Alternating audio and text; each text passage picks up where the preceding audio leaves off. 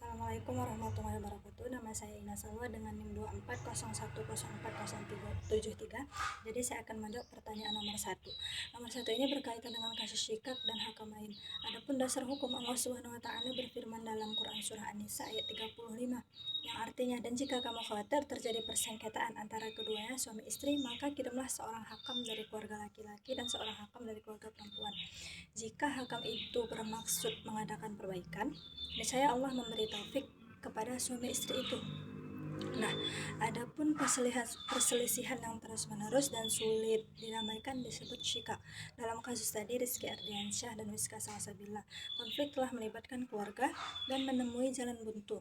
Oleh karena itu, sesuai Quran surah An-Nisa ayat 35, sebaiknya dilakukan pengangkatan hakamain atau juru damai dari kedua belah pihak sebelum perceraian dilakukan.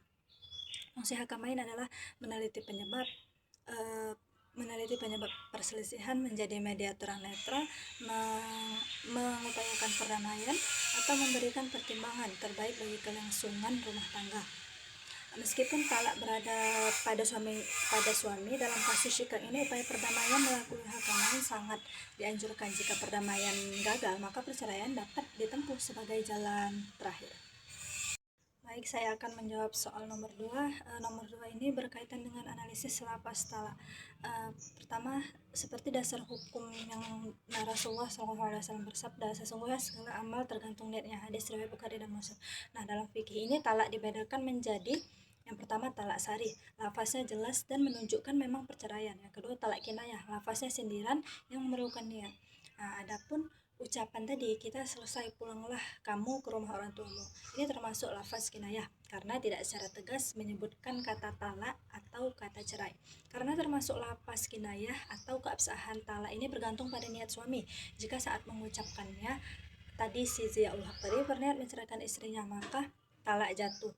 Jika tidak ada niat talak, maka talak tidak jatuh. Dengan demikian, status pernikahan mereka masih bergantung pada niat yang ada saat ucapan tersebut disampaikan.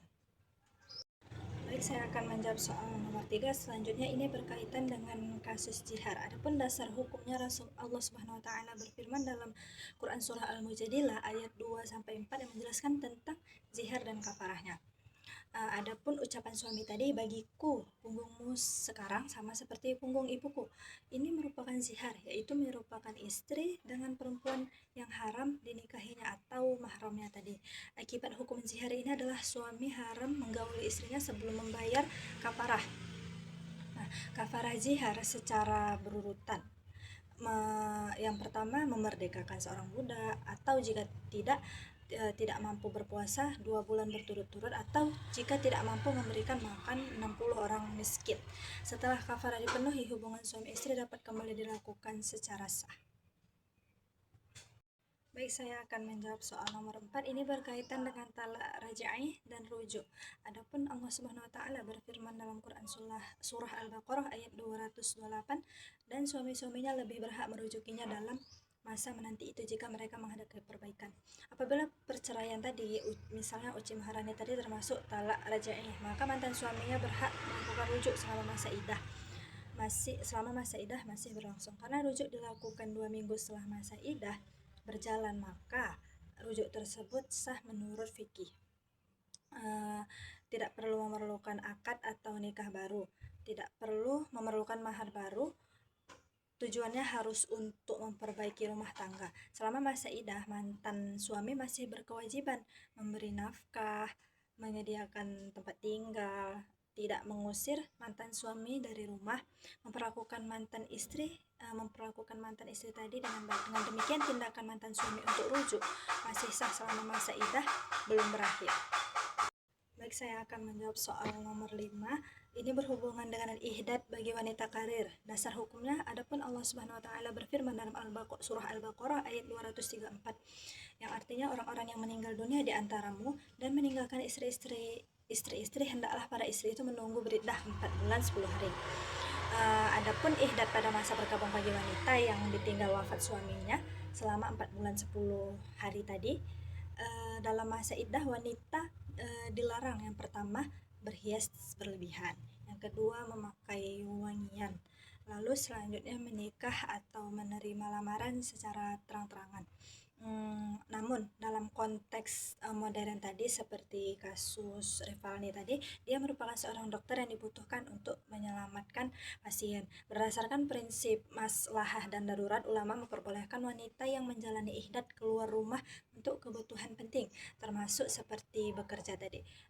Adapun batasan kelonggarannya, keluar rumah hanya untuk kebutuhan pekerjaan yang mendesak, tetap menjaga adab dan kehormatan, tidak berhias secara berlebihan tadi, kembali ke rumah langsung setelah selesai. Dengan demikian dalam contoh rivalnya tadi tetap dapat menjalankan tugasnya sebagai seorang dokter tanpa melanggar ketentuan ihdad tadi.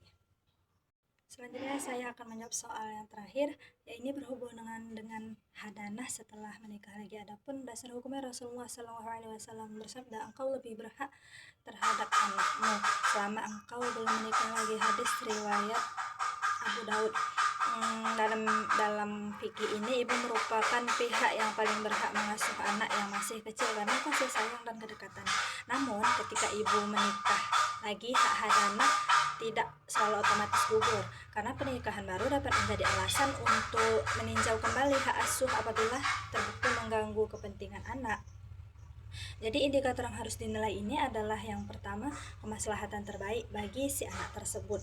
Lalu kemampuan ibu dalam mengasuh dan mendidik. Selanjutnya keamanan dan kenyamanan lingkungan anak.